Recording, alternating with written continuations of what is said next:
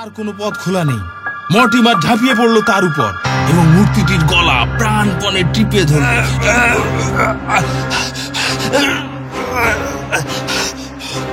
তার মনে হলো তার নিজের গলাটাও যেন ওই একই পাশবিক শক্তিতে কেউ টিপে ধরেছে।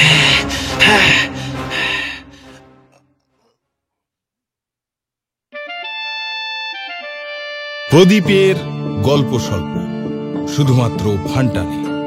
এখানে থাকছে কিছু রহস্য, কিছু ভয়, কিছু হাসি, কিছু প্রেম আর অনেক কাহিনী। Any digital copy of this content leading to piracy is a crime.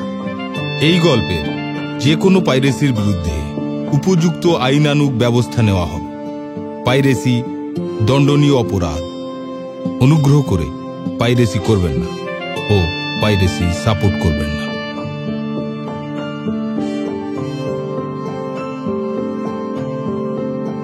প্রদীপের গল্প স্বল্পে আজকের গল্প আলফ্রেড নয়েসের মাঝরাতের গাড়ি।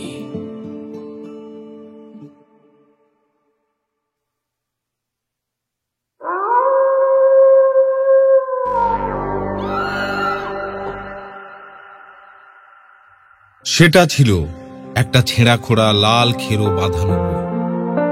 মর্টিমার তার বাবার লাইব্রেরির তাক থেকে সেটা যখন আবিষ্কার করেছিল তখন তার বয়স মাত্র 12 বছর।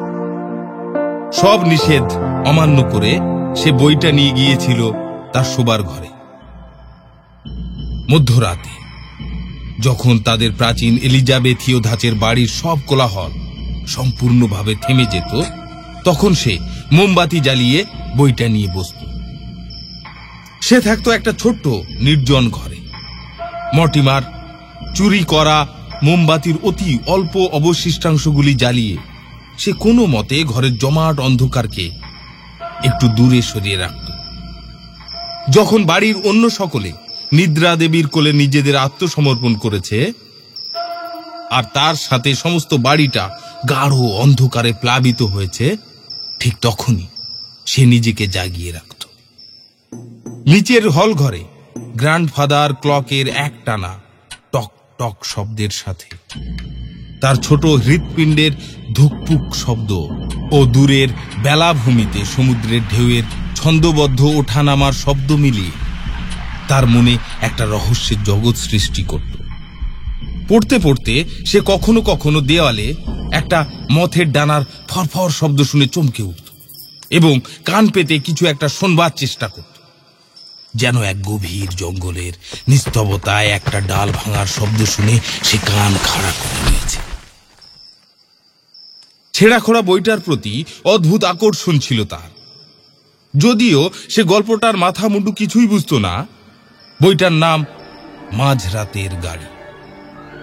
বইটির 50 পাতায় একটি ভয়ঙ্কর ছবি ছিল। সেটা তার চোখে পড়লেই সে আঁতকে শিউরে উঠত।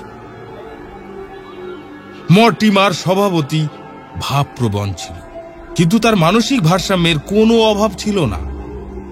তা সত্ত্বেও মর্টিমার তার মনের মধ্যে ছবিটার প্রভাব কিছুতেই বুঝে উঠতে পারত না। তার 6 বছর বয়সে যেমন সিঁড়ির অন্ধকার কোণটা রুদ্ধশ্বাসে ছুটে পার হয়ে যেত, অথবা এনসেন্ট মেরিনার গল্পে লোকটি যেমন নির্জন রাস্তায় চলতে চলতে একবার মাত্র পিছন ঘুরে তাকিয়ে আর কোনো দিকে না তাকিয়ে হনহন করে হেঁটে চলে গিয়েছিল, ঠিক সেই রকম ভাবেই মর্টিমার বইয়ের 50 পাতাটা এড়িয়ে চলত। কিন্তু আপাত দৃষ্টিতে তার আতঙ্কিত হবার মতো কিছুই ছবিটিতে ছিল না। ছবিটার প্রধান বৈশিষ্ট্য হলো অন্ধকার। ছবিটা দেশের এক পাণ্ডব বর্জিত স্থানে, একটা নির্জন পরিত্যক্ত রেলওয়ে প্ল্যাটফর্মে। সময়টা মধ্যরাত্রি এবং একটি মাত্র মিটমিটে আলো দেখা যাচ্ছে। নির্জন প্ল্যাটফর্মে একটি মাত্র ছায়ামূর্তি আলোটির ঠিক নিচে দাঁড়িয়ে আছে। তার মুখটা অন্ধকার টানেলের প্রবেশপথটার দিকে ঘোরানো। কল্পনায় এই দৃশ্যটা দেখে মর্টিমার মনে হতো সে যেন কোনো ভয়াবহ গহ্বরের মধ্যে তলিয়ে যাচ্ছে। ছবিটা দেখলে মনে হতো লোকটি যেন কিছু শোনার চেষ্টা করছে। তার চেহারায় উত্তেজনার ছাপ স্পষ্ট, মনে হয় যেন কোনো এক ভয়ঙ্কর পরিণামের অপেক্ষায় আছে। কিন্তু গল্পটার যতটা মর্টিমার পড়েছিল তার মধ্যে এমন কিছু ছিল না যাতে সে দুঃস্বপ্ন দেখে চমকে জেগে উঠবে। তবুও সে এই বইটার আকর্ষণ থেকে নিজেকে কিছুতেই মুক্ত করতে পারত না। আবার গভীর রাতের নির্জনতায় সেই ভয়ঙ্কর ছবিটাও দেখতে পারত না, যার জন্য সে ওই পৃষ্ঠার সাথে তার পরের পৃষ্ঠাটাও আলপিন দিয়ে জুড়ে দিয়েছিল, যাতে ভুল করেও ছবিটা তার চোখে না পড়ে। অতঃপর সে পুরো বইটা পড়ে ফেলবে ঠিক করল। কিন্তু প্রতিদিনই 50 পাতায় পৌঁছবার আগেই সে গভীর ঘুমে ঢলে পড়ত। পরের দিন গল্পের স্মৃতি তার মনে ঝাপসা হয়ে আসত, যার জন্য মর্টিমারকে আবার গোড়ার থেকে শুরু করতে হতো।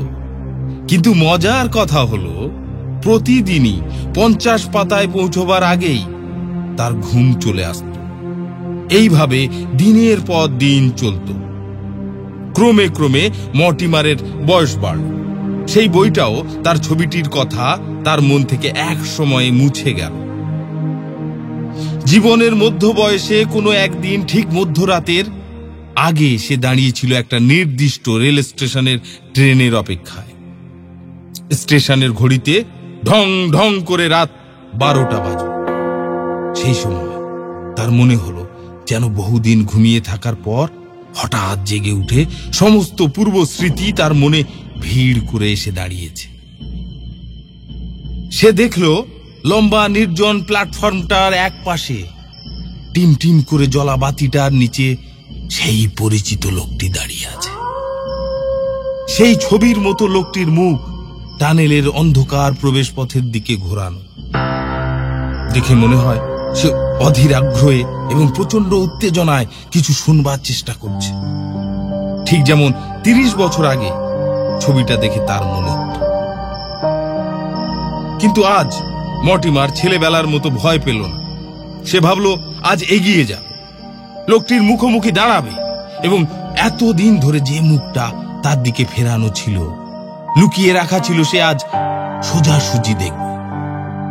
সে নিজ মনে ঠিক করল হনহন করে তার দিকে এগিয়ে যাবে ও কোনো একটা ছুতো করে তার সাথে কথা বলবে। হয়তো জিজ্ঞাসা করবে, ট্রেনের কি দেরি আছে? কিন্তু তাকে তার বয়সের মর্যাদা অনুসারে গাম্ভীর্য বজায় রাখতে হবে। কিন্তু প্রথম পদক্ষেপের পরেই তার হাত ঘামে ভিজে উঠল এবং উত্তেজনায় ও অজানা ভয়ে সে থরথর করে কাঁপতে লাগল। সে দ্রুত পায়ে এগিয়ে এলো, মূর্তিটাকে ছাড়িয়ে কয়েক পা এগিয়ে হঠাৎ এক ঝটকায় ঘুরে মূর্তিটার মুখোমুখি দাঁড়াল। কিন্তু কোনো কিছু বলার আগেই যা তার চোখে পড়ল তাতে তার মুখে আর কোনো কথাই শুনল না। লোকটি আর কেউ নয়, সে নিজেই।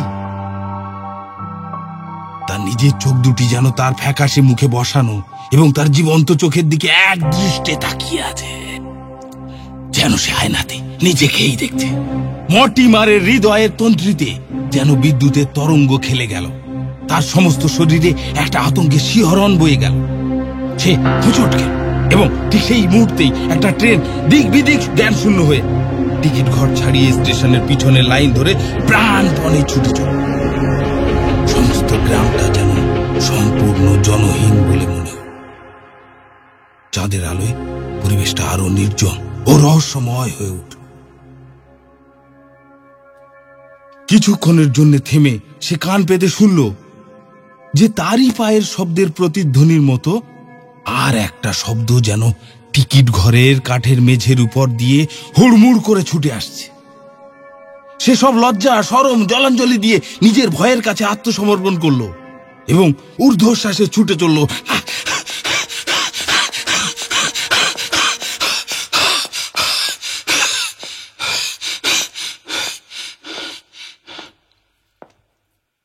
রাস্তার এক ধারে লম্বা ঝাঁকড়া ঝাঁকড়া গাছের সারি যেন নিরবিচ্ছিন্ন ও অন্তহীন ভাবে চলে গেছে, আর অপর পারে রাস্তার ধার ঘেঁষে সরু একটা খাল চলে গেছে। যার জলে গাছের ছায়াগুলি টলমল করছে। তার পিছনে পায়ের শব্দের প্রতিধ্বনি শোনা যাচ্ছে। মর্টিমারের মনে হলো যেন পিছনে পায়ের শব্দটা ধীরে ধীরে তার কাছে এগিয়ে আসছে, কাছে, আরো কাছে, আরো আরো কাছে। প্রায় 60 মাইল দূরে রাস্তার ধারে একটা ছোট্ট সাদা বাড়ি তার চোখে পড়ল। বাড়িটির 2টো জানালা ও একটা দরজা। হঠাৎ দেখলে যেন একটা মানুষের মুখের আদল খুঁজে পাওয়া যায়। মর্টিমারের মনে হলো কোনো মতে বাড়িটাতে পৌঁছতে পারলে সে আশ্রয় ও নিরাপত্তা দুই পাবে। পেছনে পায়ের শব্দটা ক্ষীণভাবে কিছু দূর থেকে শোনা যাচ্ছে। সে দৌড়তে দৌড়তে দরজার গায়ে আছড়ে এসে পড়ল এবং তার সমস্ত শক্তি দিয়ে দরজার ছিটকিনিটার খটখট শব্দ করল আর প্রাণপণে দরজাটা ধাক্কা দিতে লাগলো। দরজা ভেতর থেকে বন্ধ। দরজার কোনো কলিং বেল ছিল না। সে পাগলের মতো দরজায় ঘুষি মেরে চলল যতক্ষণ না তার হাত দিয়ে রক্ত ঝরে পড়ে। দরজার ভেতর থেকে সাড়া এলো খুব দেরিতে। অনেকক্ষণ অপেক্ষার পর মর্টিমার বাড়ির ভিতর থেকে ভারী পায়ের শব্দ শুনতে পেল। ধীরে ধীরে পায়ের শব্দটা নড়বড়ে সিঁড়ি দিয়ে নেমে আসতে শোনা গেল, আর তার চাপে পুরানো সিঁড়ির ক্যাচ ক্যাচ আর্তনাদ তার কানে এলো। ধীরে ধীরে দরজার তালা খোলা হলো। একটা লম্বা ছায়া মূর্তি তার সামনে এসে দাঁড়ালো। তার হাতের মোমবাতিটা এমন ভাবে ধরা ছিল যে মর্টিমার তার মুখ বা চেহারা কিছুই দেখতে পেল না। হঠাৎ ভীষণ আতঙ্কের সাথে তার নজর পড়ল যে লোকটির সারা মুখ ব্যান্ডেজ দিয়ে ঢাকা। তাদের মধ্যে কোনো কথা হলো না। মূর্তিটা তাকে হাতের ইশারায় ভিতরে ডাক এবং সে প্রবেশ করা মাত্র দরজাটা পিছন থেকে বন্ধ করে দিল ও নিঃশব্দ ইশারায় তাকে অনুসরণ করতে বলে মূর্তিটা আঁকা বাঁকা সিঁড়ি দিয়ে উঠে চলল। হাতে তার তখনও সেই ভৌতিক মোমবাতি, যার ক্ষীণ আলোয় তার বিশাল লম্বা ছায়াটা সাদা চুনকাম করা দেওয়ালে ও ছাদের উপরে পড়ে আরো ভয়ঙ্কর দেখাচ্ছিল। তারা উপরে আর একটা ঘরে এসে ঢুকল। ঘরেতে ফায়ার প্লেসে গনগনে আগুন জ্বলছে ও তার দুই পাশে 2টো আরামকেদারা মুখোমুখি রাখা আছে। একটি ছোট্ট ওক কাঠের টেবিলের উপর তার নজর। ছেঁড়া খোঁড়া লাল খেরো বাঁধানো একখানা বই। মর্টিমারের মনে হলো যেন তার এখানে আসাটা অনেক দিন আগে থেকেই নির্ধারিত ছিল এবং তার জন্য সব রকম আয়োজনও করা ছিল। মূর্তিটা ইশারায় মর্টিমারকে আরামকেদারায় বসতে বলল। বইটির পাশে টেবিলে মোমবাতিটা রেখে নিঃশব্দে ঘর থেকে বেরিয়ে গেল এবং যাবার সময় ঘরের দরজাটা বন্ধ করে দিয়ে গেল। মর্টিমার মোমবাতিটার দিকে তাকাল। ওটা যেন ওর অনেক দিনের চেনা। পোড়া মোমের গন্ধটা তাকে ফিরিয়ে নিয়ে গেল অনেক অনেক দিন আগের পুরনো এলিজাবেথীয় বাড়িটার ছোট্ট ঘরে। সে কাঁপা কাঁপা হাতে বইটা তুলে নিল। সঙ্গে সঙ্গে সে সেটা চিনতে পারল। যদিও তার গল্পটার কিছুই মনে ছিল না, তবুও মলাটের উপর কালির ছাপটা দেখেই মনে পড়ল। সে পাতা উল্টে 50 পৃষ্ঠাটা বের করল, যেটা সে শৈশবে আলপিন দিয়ে আটকে রেখেছিল। মর্টিমার অবাক হয়ে দেখল ছেলেবেলার লাগানো পিনগুলো আজও রয়েছে। সে বইটির গোড়ার দিকে ফিরে গেল এবং মনে মনে সংকল্প করল যে আজ সে পুরো গল্পটাই পড়বে। তার ধারণা হলো যে নিশ্চয় ছাপার অক্ষরে সবকিছুর বিবরণ এখানে দেওয়া আছে। যদিও শৈশবে সে যা ভালো করে বুঝতে পারেনি, আজ সে সঠিকভাবে তা উপলব্ধি করবেই। বইটার নাম মাঝরাতের গাড়ি। প্রথম অনুচ্ছেদটা পড়ার পরেই গোটা ঘটনাটাই যেন একটা আতঙ্কের মতো তার মনের সামনে পরিষ্কারভাবে ফুটে উঠল। গল্পটির বিষয়বস্তু, অদ্ভুত একটি লোক তার শৈশবে একটা বই হাতে পায় যাতে একটা ভয়ঙ্কর ছবি আছে। তারপর লোকটি বয়স বাড়ার সঙ্গে সঙ্গে গল্পটির কথা ভুলে যায়। কিন্তু কোনো একদিন মাঝরাতে এক নির্জন রেল প্ল্যাটফর্মে তার সেই পরিচিত দৃশ্যে সে নিজেকে আবিষ্কার করে। ছায়ামূর্তিটির মুখোমুখি হয়ে অবশেষে আতঙ্কে ও প্রাণ ভয়ে দৌড়ে পালায়। লোকটি প্রাণের ভয়ে পথের ধারে ছোট বাড়িতে আশ্রয় পায় এবং একটি ছায়ামূর্তি তাকে পথ দেখিয়ে উপরে একটি ঘরে নিয়ে যায়। সেখানে তার চোখে পড়ে একটি বই, যার নাম মাঝরাতের গাড়ি। সে রুদ্ধ নিঃশ্বাসে গল্পটির আদ্যপান্ত পড়ে চলে। গল্পটি তারই জীবনের ঘটনা নিয়ে লেখা।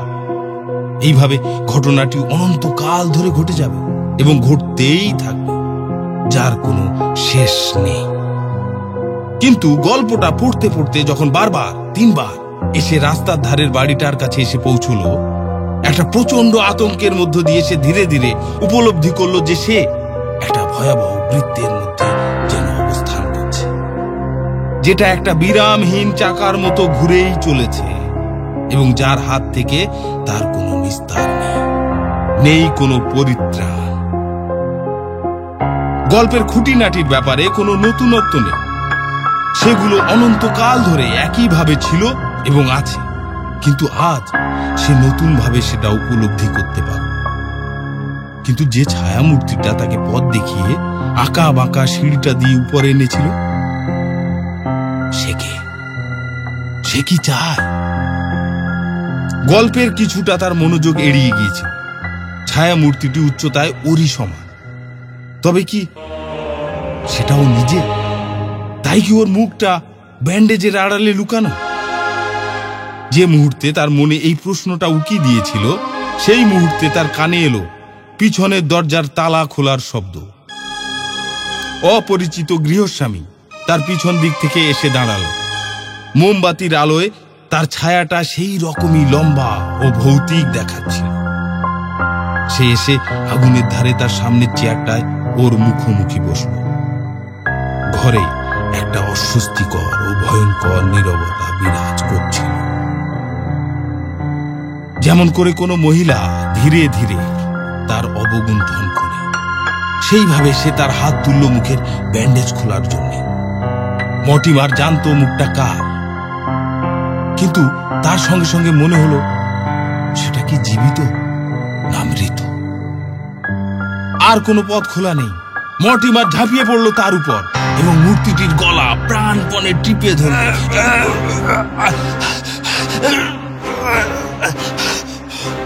তার মনে হলো তার নিজের গলাটাও যেন ওই একই পাশবিক শক্তিতে কেউ টিপে ধরেছে। দুজনের শ্বাসরুদ্ধ অনানির শব্দের প্রতিধ্বনিগুলো আরো আলাদা করে বোঝা যাচ্ছে। দুটোই যেন মিলেমিশে একাকার হয়ে গেল। কিছুক্ষণ পরে আস্তে আস্তে যেন মৃত্যুর নীরবতা ঘরটিকে গ্রাস করল। ক্রমশ তা গভীর থেকে গভীরতর হয়ে গেল। এই নীরবতার মধ্যে 38 বছর আগেকার গ্র্যান্ডফাদার ক্লকটার মৃদু টক টক শব্দ ও দূরের বেলাভূমির সমুদ্রে ঢেউয়ের মতো মৃদু শব্দ শোনা যাচ্ছিল। আজ মর্টিমার অবশেষে পরিত্রাণ পেল। হয়তো সে মাঝরাতের গাড়িটায় চড়তে পেরেছে। গাড়িটা আর কিছুই নয়, সেই ছেঁড়া খোঁড়া পুরনো লাল খেরো বাঁধানো বইটা।